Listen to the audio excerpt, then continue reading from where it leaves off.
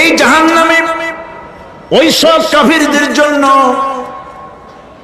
হবে এই আযাব। আল্লাহ পাক কেন দিবেন কারণ সম্পর্কে আল্লাহ পাক বলেন, ইন্নাহু কানা লা ইউমিনু বিল্লাহিল আযীম ওয়া লা ইয়াহুদ্দু আলা তুআমিল মিসকিন।